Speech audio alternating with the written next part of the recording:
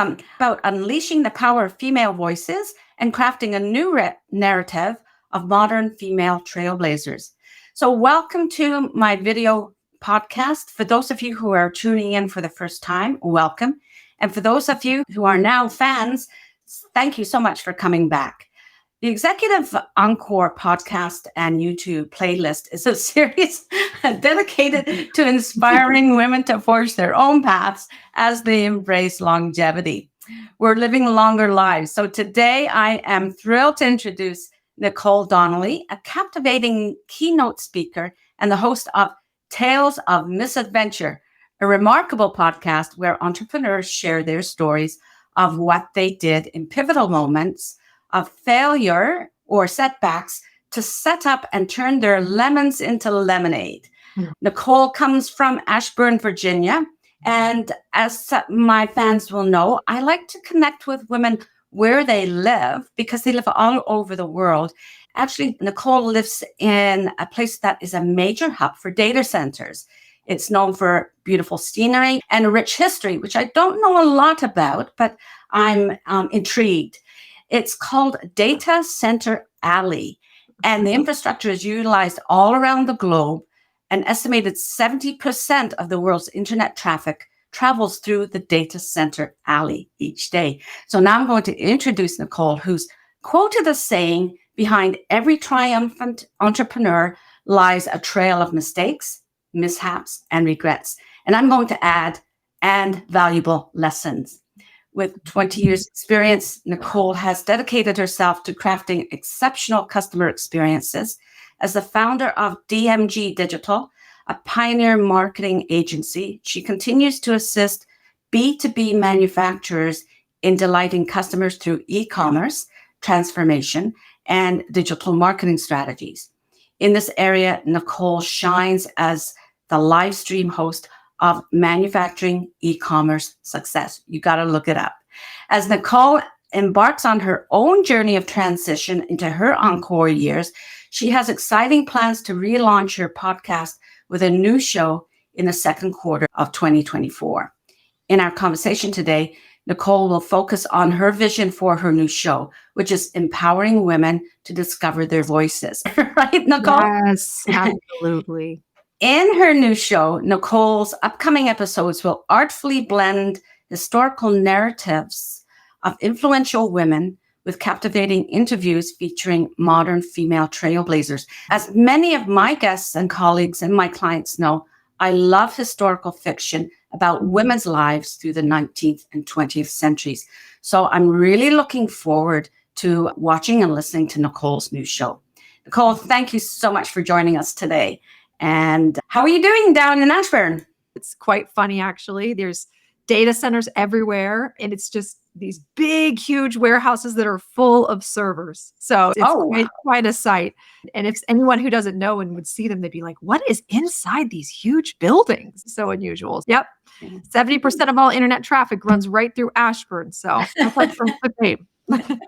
Thank you for giving us more information on that. We'll look for now we know what big warehouses, they might look empty, and sometimes we wonder if they're fulfillment centers, but in your area, they are data centers. So that's amazing. As a successful entrepreneur and a speaker, you've undoubtedly faced your fair share of challenges and setbacks and making changes through your life and your career. In your experience, how have you learned to cultivate self-compassion and use it as a tool to identify and protect yourself from toxic relationships? Yes, I think as women, it is especially challenging for us to practice self-compassion. And that's what it is. It really is a practice. It's something that you have to intentionally really cultivate for yourself. It's not something that I think naturally comes to us as women. At least that's been my experience. And it's the experience I hear from a lot of women and friends that I have, is that we really all struggle with really giving ourselves the same love and care and warmth that we give so generously to everyone else around us. Right? And so one of the things that's really helped me to cultivate that sense of compassion for myself so that I can guard myself is to just spend time with myself. So going outside and sitting in my hammock and just literally not doing or saying anything. Just sitting there and feeling present and with nature helps me really connect with my inner self, my inner voice, and paying attention to your body. What is your body telling you? And it's really taking the time to listen. I think sometimes as women, we're so busy and we're so caught up in the day-to-day of running a family, running a business, running a team. Our lives are so busy that it's very easy for us to be in our heads and disassociated from our bodies. Yes. And not really recognize the importance of really identifying and grounding ourselves in what we're actually feeling. What are the sensations that we're feeling physically? Because those physical sensations, those are a guide for us to warn us, to help us to know when we need to make changes, when we need to make decisions. So when I go outside and I sit in my hammock, for example, I just pay attention. What is my body telling me? What feelings am I feeling right now? Am I feeling a pit in my stomach? Am I feeling sensations in my fingers and toes? And really like being present in those feelings and letting your body feel them. And so that's something that I like to practice. And then the other thing that I like to do is just walk. Just walking can really help me get centered in myself. So I would say highly encourage you to take the time every day as a woman to really journal out what it is you're feeling. Because the first step to self-compassion is self-awareness. Being aware of what it is that you're actually feeling and writing it down can really help you to identify it so that rather than it being this big mush of blended up stuff, you're actually able to get it out, separate it. By becoming self-aware, it allows you to process whatever that feeling is so that you can feel it and then let it go rather than letting it circle. So those are my three things: is just be outside, be with yourself, walk, and journaling. Those are things that have really helped me cultivate and practice self-compassion. Okay. And so the self-compassion, how does that link into protecting us from toxic relationships? Is there something that you do through that introspection or as you're journaling that, yes, I heard what you're saying about feeling your body, sensations and that. Yeah. Do you go somewhere in that introspection where you're looking at your current environment of people around you and either sending love to some of those people with toxic relationships, even just recognizing which ones might be toxic? Yeah, it's the second, and absolutely through journaling, understanding what's first what you're feeling, right? So understanding what your body is telling you. Are you feeling a racing heart, for example, which can be indicative of fight or flight? Is your heart rate up? Do you have a pit in your stomach? What is your body telling you? So first noticing those things and then asking yourself what may have triggered that. What interaction did you have previously or whatever caused you to have these reactions? So it's becoming aware of what you're feeling first and then looking for whatever relationship was the trigger point. And that can really help you to identify, hey, is this relationship helping or hurting me right now? What do I need to do to address it? So that would be my recommendation: is write down what you're feeling and what triggered it. What was the exchange that actually triggered it? And just get comfortable with understanding that discomfort. And how does empathy come into this process? Perhaps empathy for yourself or empathy for the other people in your relationships, right? Yeah. What does empathy mean to you? Can you expand on the difference between empathy and compassion? Yes. So empathy and compassion, we think about them, they're very similar, but I think very distinct. Empathy is really being able to put yourself in someone else's shoes and really feel things from their perspective, understanding what their pain is, what if they're celebrating something, being able to celebrate with them and really feeling that being with them in whatever emotion that they're experiencing, validating that for them, whatever it may be, and just saying, I hear you. I understand. I'm here with you for that. I'm going to support you with that. That's empathy. The difference between, and then compassion is a little bit different. Compassion is feeling that, but then acting on it. So you're not just going to sit with the person and feel it. You're going to do that, but then you're going to do something active to help them with whatever the case may be. So I'll use an example with a client of mine. So I do I participate in a lot of digital transformation projects, and these can be very stressful, right? It's a lot of change. People have to change, and people, as much as they say they like change, when the rubber meets the road, change is very difficult. It's actually well studied that the natural human response to change is resistance. Mhm. So getting people to navigate through these very difficult changes, and it can be really hard. And the biggest part of it is getting people to change. Mhm. And through that process, I found that the key to success is really listening to the person that's going through the transformation first and foremost, and validating whatever it is that they may be experiencing. But then not only stopping there, it's important for you to listen and to hear, what are the challenges? What are you worried about? How do you think this is going to affect you and your work? What is really trying to dig deep and understand what those challenges are. And Mhm. then not stopping there though, but actually taking that information, having compassion for them and acting upon it. So with one digital transformation that we had, it was an e-commerce transformation. And a lot of the salespeople were worried about their job and their commissions if more customers were purchasing online. The first step was, okay, let's understand that pain that they're feeling. How can we create a situation that is in support of them and create through this digital transformation a solution that is going to support them through this change rather than be a threat to them? And so Mhm. that's the compassion element, is Mhm. feeling those feelings, but then saying, how can we make this work for them? How can we support them through this change? And then once we were able to do that and really position the solution as, this is going to be your sales admin, this is going to help you with some of these standard repeat orders that are happening so that you can focus on higher level, more complex sales, and you'll actually sell more. Once we can position it for them that way, then the resistance drops, right? And they feel that you're with them, you're supporting them because you're showing them both empathy and compassion. Mhm. Mhm. So, I was interested in something that you said earlier about the empathy and compassion, but more empathy, not just for the challenges that people are going through, being in what we say empathy is, like being in their shoes, what it feels like, but also the celebrations, right? Yeah.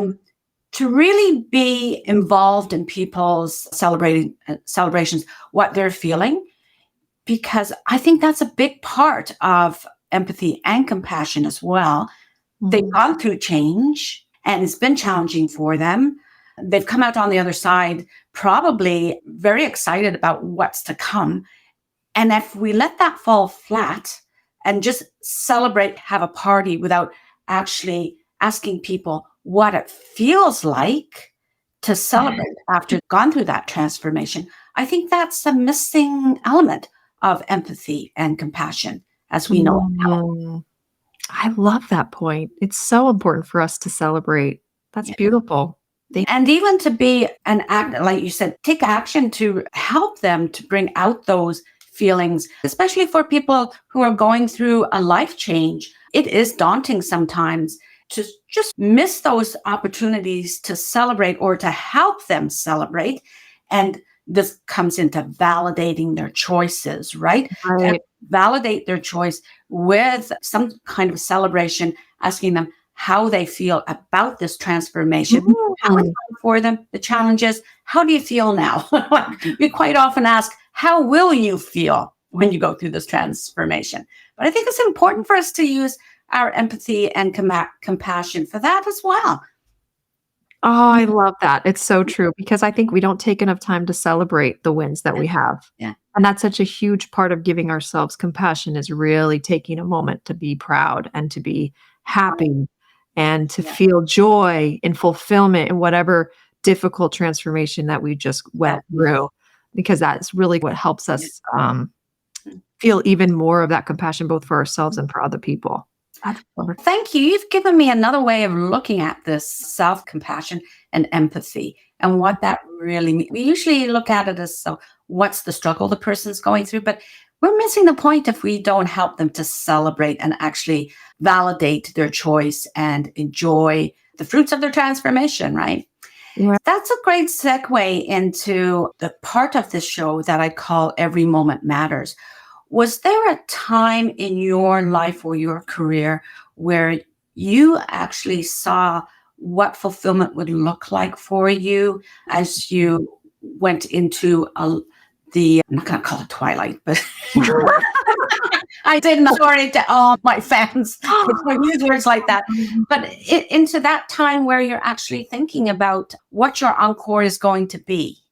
Okay, was there a little Mm. moment when you saw what fulfillment might look like for you?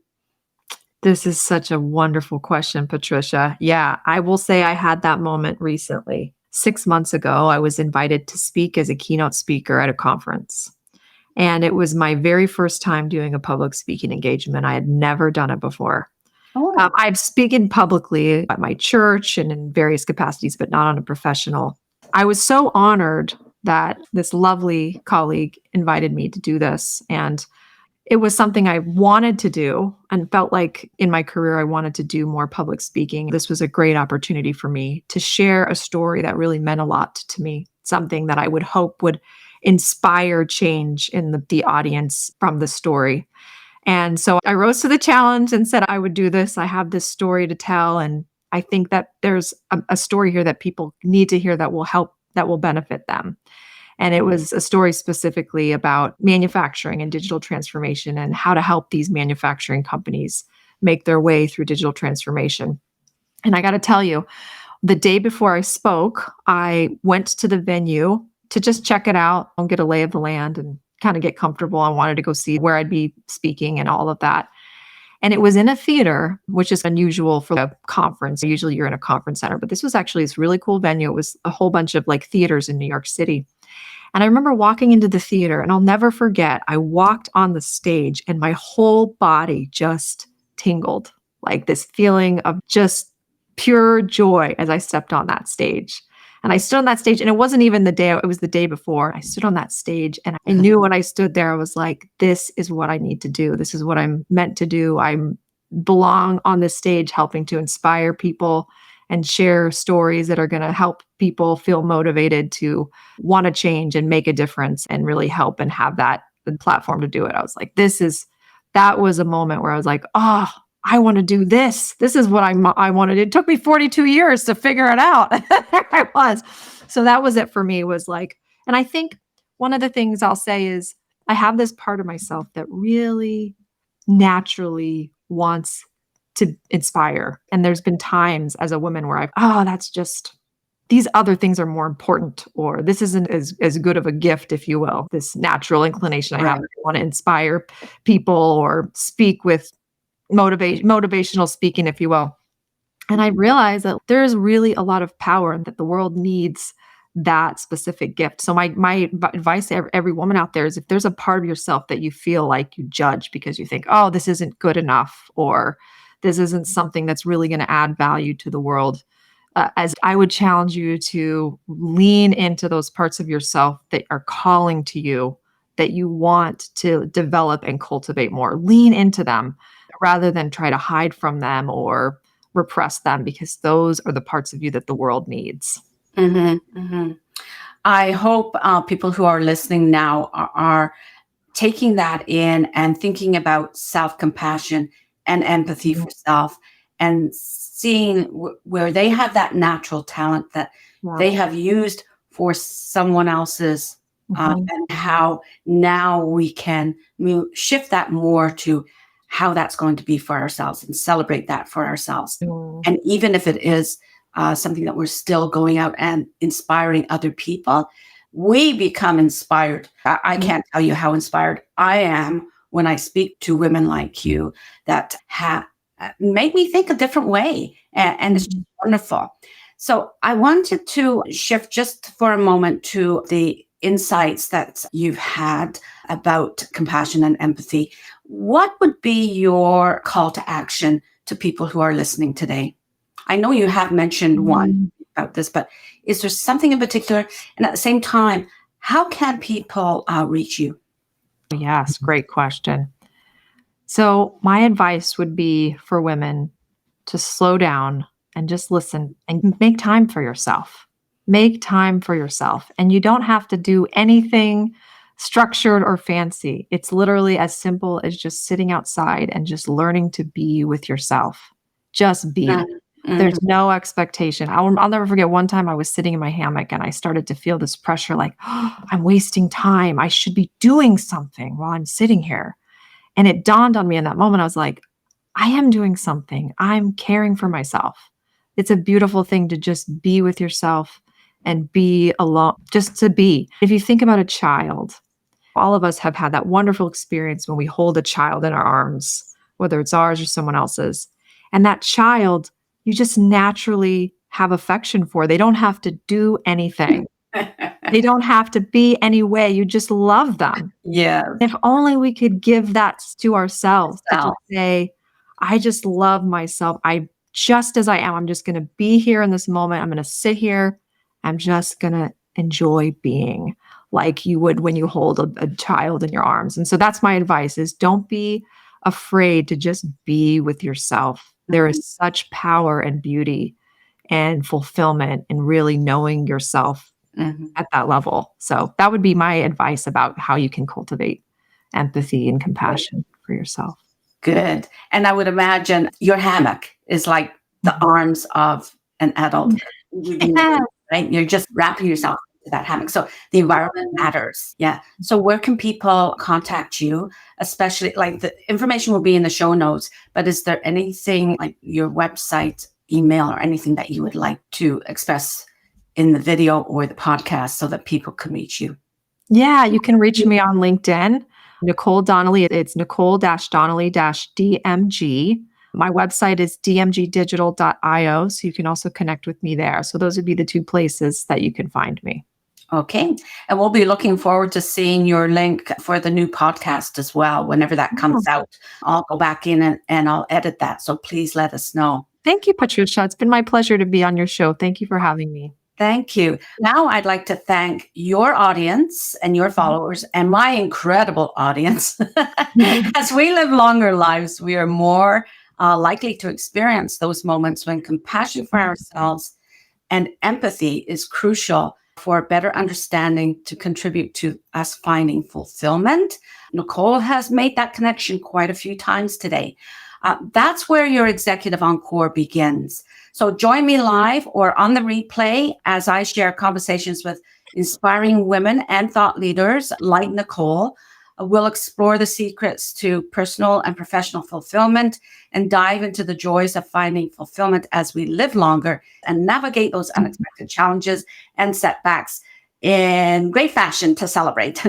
No matter what your age, your gender, or perspective on well-being and fulfillment, I invite you to join me as a guest on my show. Let's connect and inspire together. Please visit my website at patriciamuir.com and read my Encore weekly blog that's posted on patriciamuir.com/blog and on LinkedIn. You can subscribe there as well. I often refer to my guests' insights because our ability to share with one another and receive wisdom from one another is crucial to navigating the chaos of unexpected detours and stabilizing our life to focus on fulfillment and self-actualization. Thank you and have a wonderful day.